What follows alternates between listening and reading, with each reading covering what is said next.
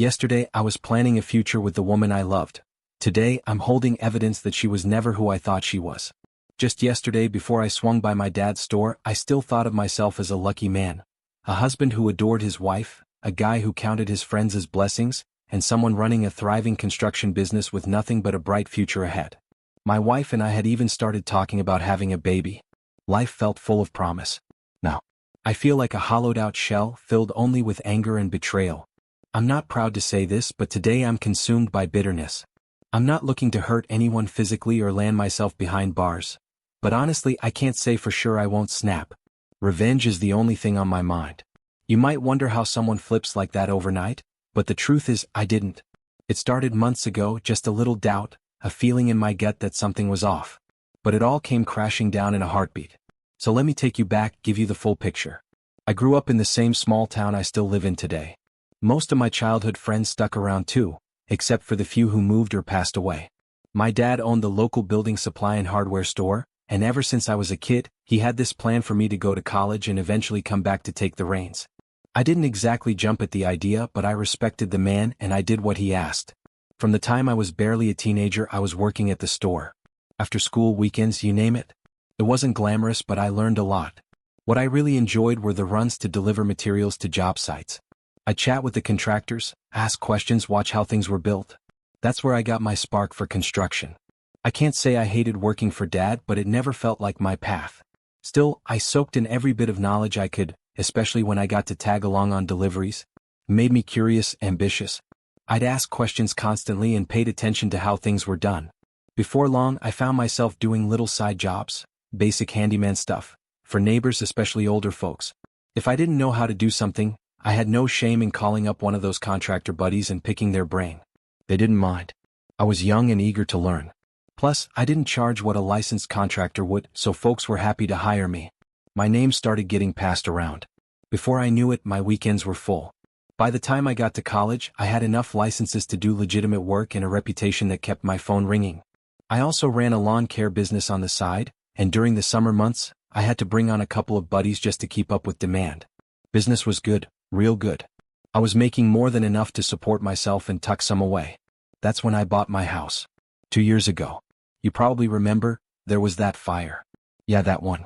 I nodded my head when she brought it up again. They didn't rebuild, she said, referring to the previous owners, just packed up and moved into a retirement place here in town. The fire had destroyed most of the house, but the garage, somehow, had barely been touched. And that detail, oddly enough, would later become very important. The other day I was chatting with EA. One of those conversations that starts casual and ends up sticking with you. She mentioned that she and her folks were just plain tired of dealing with the old place, paying the taxes, keeping up with the little maintenance they still bothered with. She said they were thinking it was time to let it go. Sure enough, not long after, they listed the property, 20 acres for $110,000. It needed some work, obviously. You'd have to make it livable again, more of a seasonal project really, but the bones were there. Around that time, I had a bit of breathing room in my schedule, so I started seeing more of Patty. I also decided it was time to get serious about cleaning up my land. The remains from the fire, mostly the junk and trash, had to go. Once I cleared it all out, I brought in an old friend of mine who's a structural engineer to give the place a proper look. He walked the site, checked the slab, and gave me some good news. Turns out the fire hadn't burned through the subflooring. The worst damage had been contained to the attic and the upper floor. The main foundation was still sound. That was a huge break. It meant I didn't have to dig everything up or pour new concrete. Not having to do all that groundwork saved me thousands. So I started planning the rebuild. But while things were moving forward on one front, my relationship with Patty started unraveling. We'd been getting closer, talking about a future, even marriage. Then she dropped the prenup bombshell on me. She had inherited a hefty sum from her grandfather, a few $100,000 from what I was told. Whether it was her or her dad pushing for it, I don't know. But she made it clear she didn't want me touching that money. That hurt. I told her flat out I didn't want a penny of it, that I resented the idea I'd ever marry her for her inheritance. Still, the damage was done. That night turned sour fast. We were barely speaking to each other by the time she finished explaining the terms. Now, I almost feel grateful that my folks were out for a drive that night. They didn't have to see what was unraveling. The prenup itself wasn't totally unfair, to be honest. It stated that anything we earned or built together during the marriage would be split evenly, unless one of us cheated. In that case, whoever was unfaithful would walk away with only what they brought in or inherited, and the faithful spouse would get 75% of everything earned during the marriage. I guess it was written to be a deterrent or maybe a punishment. I don't know. But it felt cold, like we were already preparing for failure before we even started. Meanwhile, work was steady. I ran a tight ship, never liked relying on too many subcontractors. I had my own teams for framing, drywall, plumbing, and electrical. Only things I usually hired out were HVAC installations. Even my old lawn care crews were still going strong. I used them for landscaping on my builds when the clients hired us to do the full yard too. It felt good to be in control of so many moving parts. But no matter how well business was going, something in me had already started to shift. When I wasn't working on client projects, I used one of my spec homes to keep my crews active during the slow stretches. I hated the thought of laying off my guys. They were good men, loyal, and they had families depending on the paychecks I signed.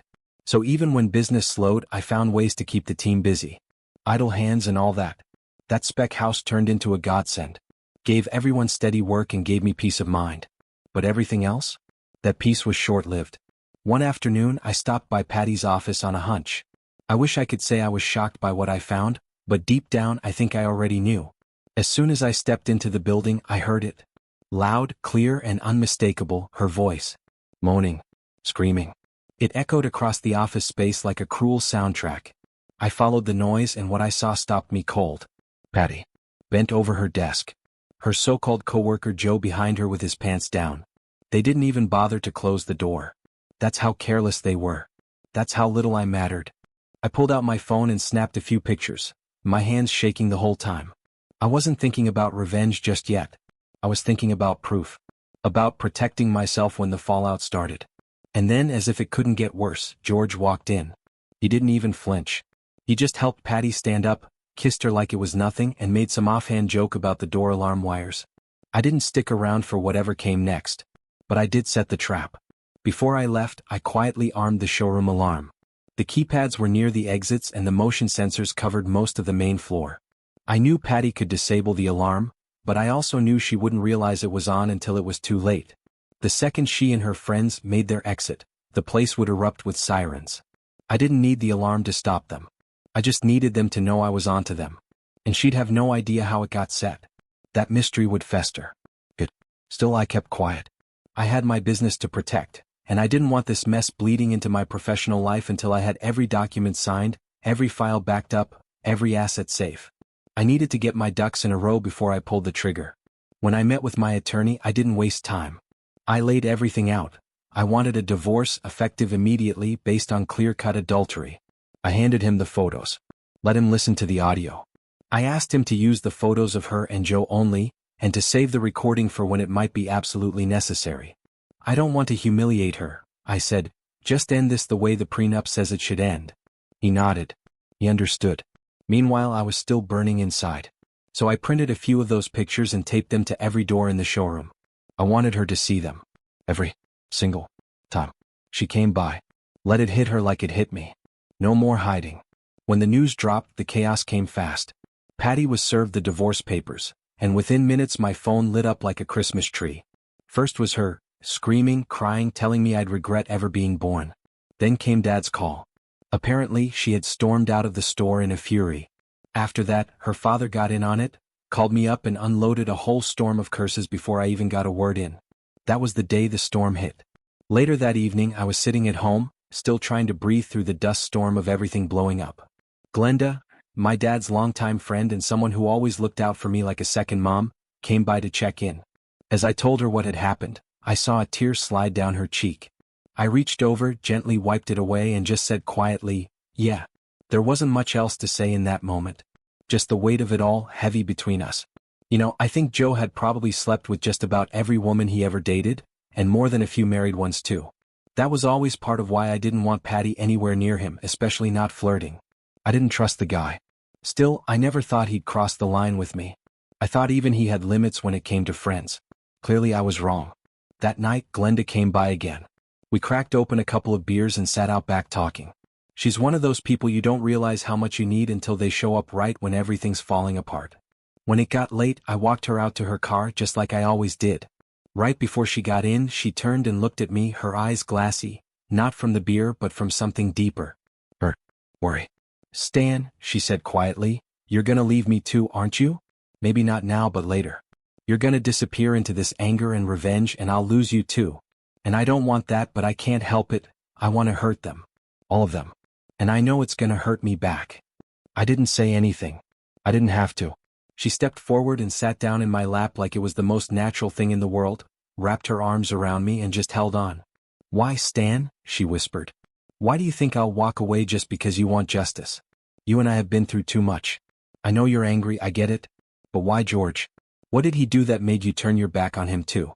Please, just promise me you're not going to do something that'll destroy who you are. I wanted to make that promise. I really did. But inside, the fire hadn't cooled, it was still raging. And deep down, I wasn't sure where it would take me yet. A few days later, things shifted from personal pain to legal battles. One witness, in particular, dropped a bombshell during the divorce proceedings. Patty's own accountant. He testified that she had personally authorized Joe and George to spend well over their preset credit limits at the business, and worse, she extended their payment terms. At the time of the hearing, their accounts were 3 months overdue, and they were only making small token payments to keep the lights on. My lawyer couldn't have asked for a better gift. Patty's attorney tried to turn it around. He brought up my own account, trying to suggest favoritism. He asked why I didn't have to pay off my bill monthly like the other customers. But my father took the stand and cleared it up. Calm, direct, and honest. He told them that, yes, I had a large line of credit, but I paid consistently and within our own arrangement. He trusted me. It was business. Not favoritism, just a good record. Then something strange happened. As I sat in that courtroom waiting for the next witness, I heard the lightest tap, tiny footsteps echoing off the tiled hallway just outside the doors. A soft female voice followed. Thank you, Mrs. Taine, she said. That's exactly what I've been hoping he would do. I couldn't see her but I knew the voice. It was Glenda. She was talking to someone about me, someone who clearly had told her I needed to let go. And I heard the crack in her voice as she kept going. If anyone can feel what Stan does, it's me. I've been there. At first, I wanted nothing more than to tear Joe apart. Just like Stan does now. But over time, little by little, the hate faded. And then one day I realized something, I didn't care anymore. Not even a little. Her voice was steady, peaceful. I realized in every way that mattered I was finally free. That hit me harder than anything said in the courtroom. Harder than the pictures. Harder than the betrayal. Because it made me realize I wasn't free. Not yet. Not until I chose to be. I was just about to head out when the phone rang. I nearly let it go to voicemail but something in my gut told me to pick up. I walked over and answered and all I heard on the other end was a trembling, panicked voice. Oh no. Then after a pause, okay. He'll get there as soon as he can. Glenda came out of the house in tears. She ran up to my dad, nearly stumbling, and cried out, Cedric, that was the police. The silent alarms went off at the store. They want you to come down, check the place and see if anything's missing. They said the first officer on the scene reported most of the windows were shattered. I remember how her voice cracked when she asked, how could someone do this? The look on Dad's face said everything. He didn't have words, just nodded, got in his truck and drove off into the dark. People tried to be there for me. From time to time, friends would check in trying to lift my spirits or slow down the drinking.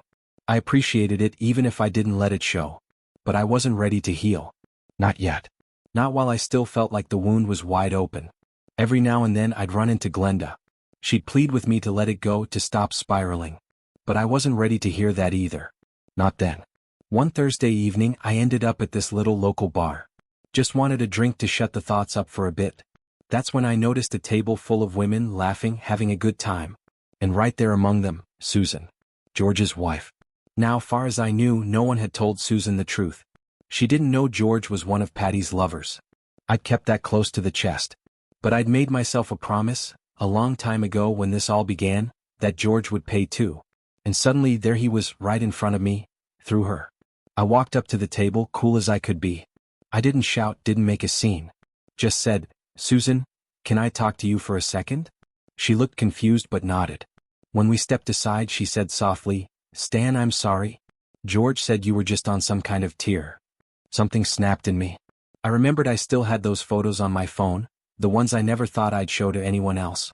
But I pulled it out, thumbed to the gallery and handed the phone over. Here, I said. Take a look at these and tell me Patty or George or Joe. Tell me any of them didn't deserve what's coming.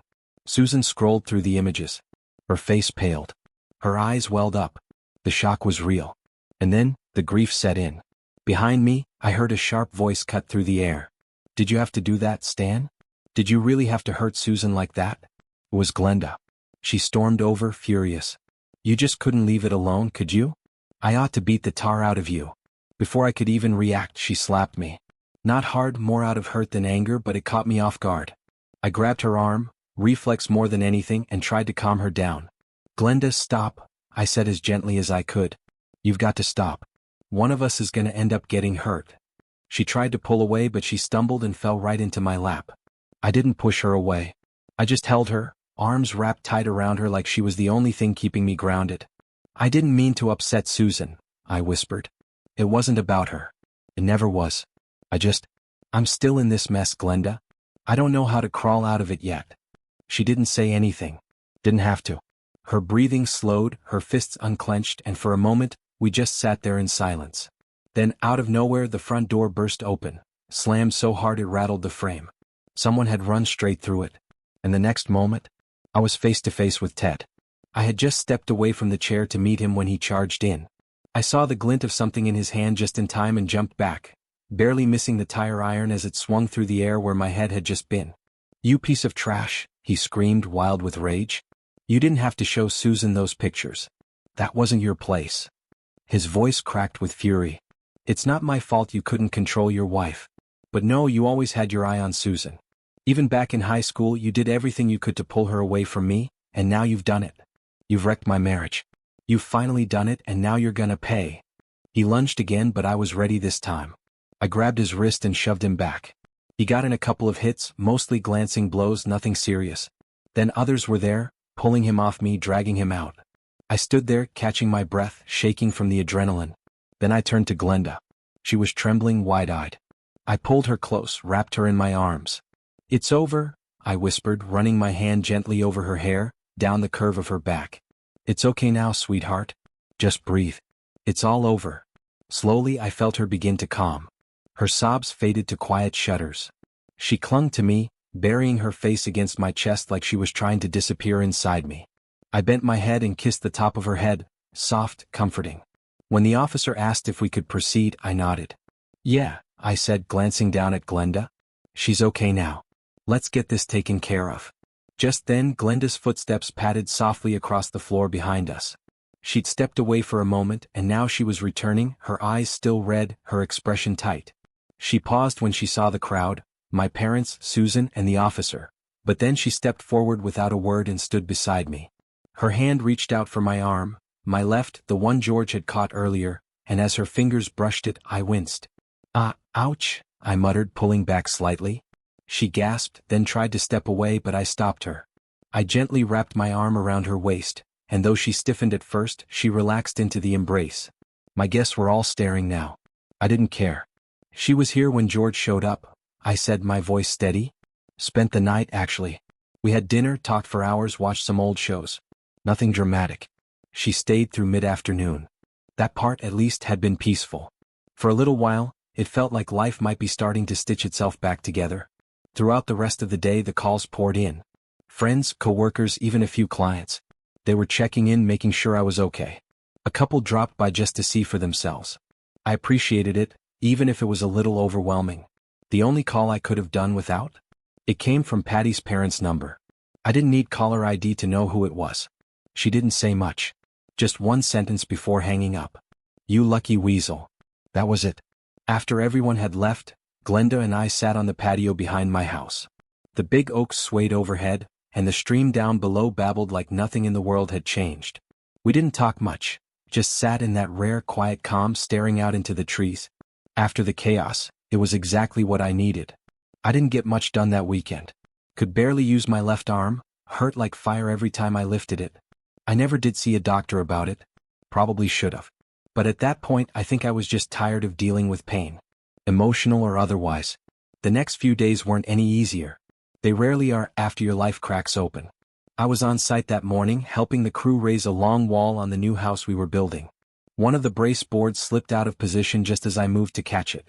It caught the edge of my arm, just grazed it, but the pain shot through me like lightning. This wasn't the dull ache I'd been nursing since the scuffle with George. This was sharp, searing, and immediate. I could barely lift it after that. My foreman saw my face go pale and didn't hesitate. He loaded me into his truck and drove straight to the hospital. I'm not ashamed to admit it. I was close to tears by the time we pulled into the ER. Glenda met us there. She must have heard from someone on the crew. She was holding my hand while they checked me in, her fingers wrapped around mine, steady and warm.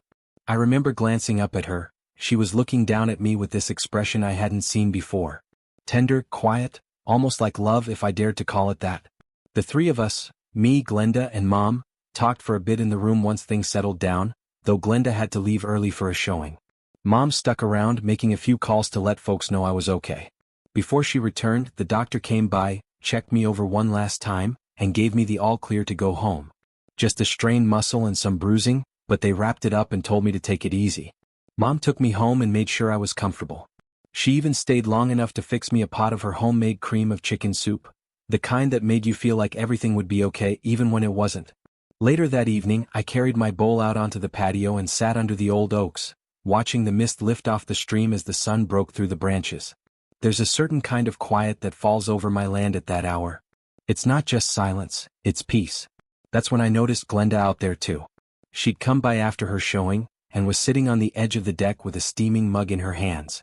I poured myself a cup of coffee and joined her. She looked up when I approached and smiled, soft without saying a word.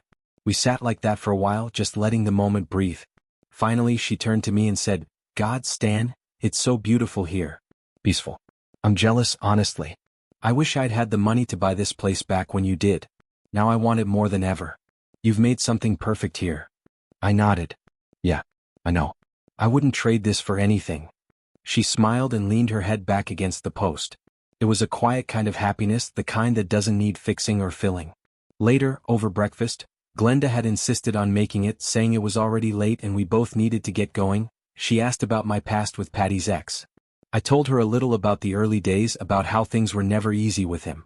He had worked as a framer back when he started, but the truth was he never made much. We fought a lot back then. He had a bad habit of spending his paycheck before we paid bills, buying new gadgets or blowing it on drinks. There were times I had to borrow money from my own parents just to keep the lights on or buy groceries. She paused when I finished, then reached across the table, gently touched my hand and said, "You've come a long way from that." I nodded but didn't answer. Because despite all of it, everything I had built, the peace I had found, there was still a part of me that burned. A part of me that hadn't let go. Especially when it came to Patty's parents. I hadn't said it out loud, but I still wanted to do something, anything, to make them feel just a fraction of the pain they'd helped cause. Even if it meant dragging it all out again. Even after everything he'd been through, the bitterness never fully settled in Stan's chest. It came in waves, plans for revenge rising in his mind, ideas on how to make Joe and the others pay. But every time he found himself mapping something out, he'd hear Glenda's voice in the back of his head. Months ago she'd told him, "Be the better man, Stan. Let it go. Forgive them if you can. You don't have to carry this forever." And when his thoughts drifted toward Glenda, something shifted in him. He'd start to feel lighter. His heartbeat would pick up.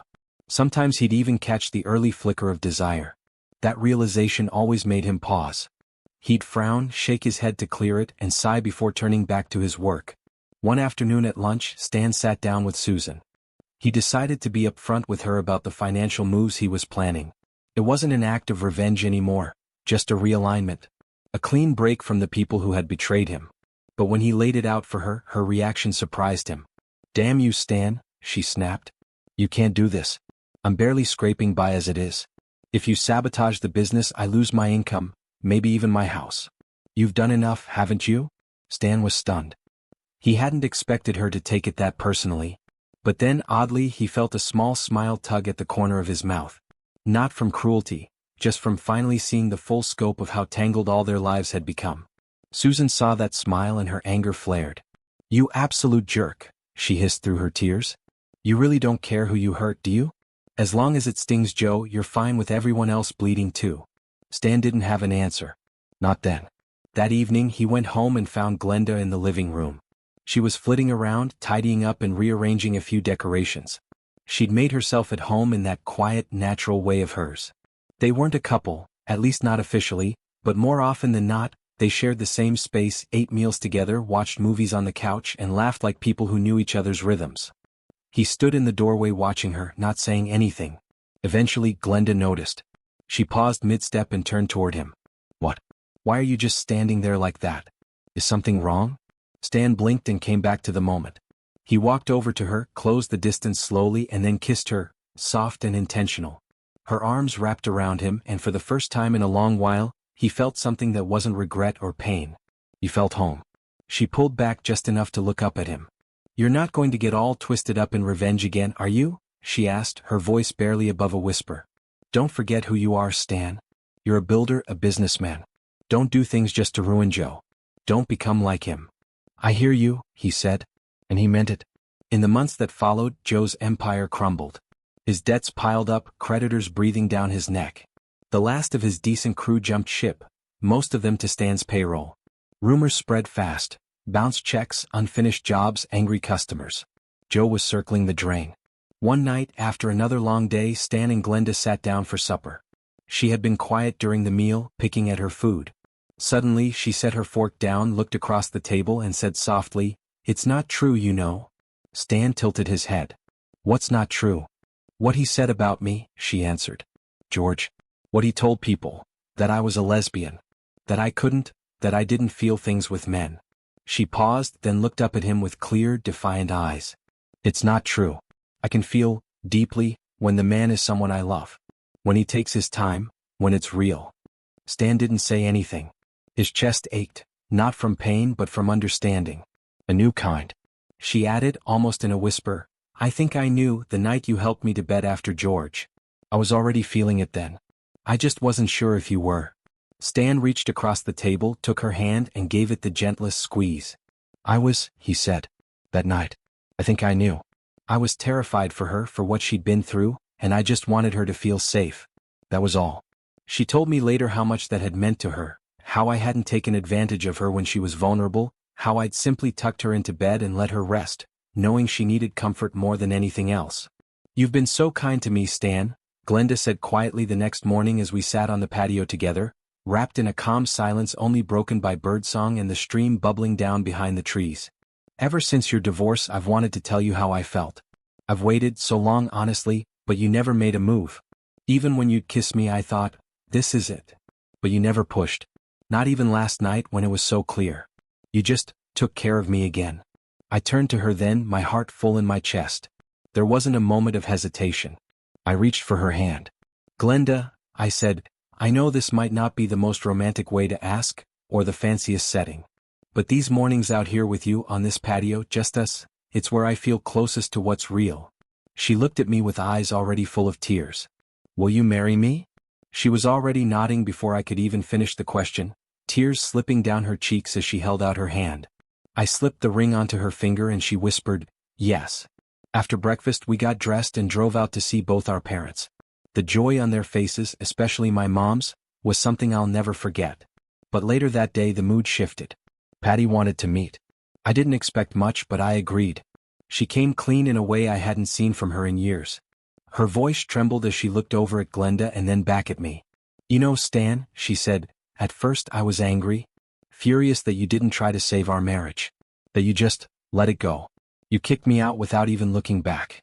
And then, when your father fired me after finding out what I was doing at the store, that anger grew even worse." She sighed and looked away. "Joe and we started talking about ways to make you pay. It wasn't just bitterness, it was hate. But when I saw you with Glenda, that's when something else crept in. Jealousy, yeah, but also shame." She turned to Glenda then, and for a second I could see the real weight of it on her. "I don't know what to say about this. I didn't realize how deep it all went.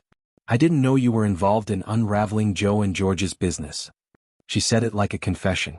Like it had finally hit her that every thread of that web she'd spun had come undone. Glenda didn't respond right away. She just stood there, her arm wrapped through mine, calm and steady.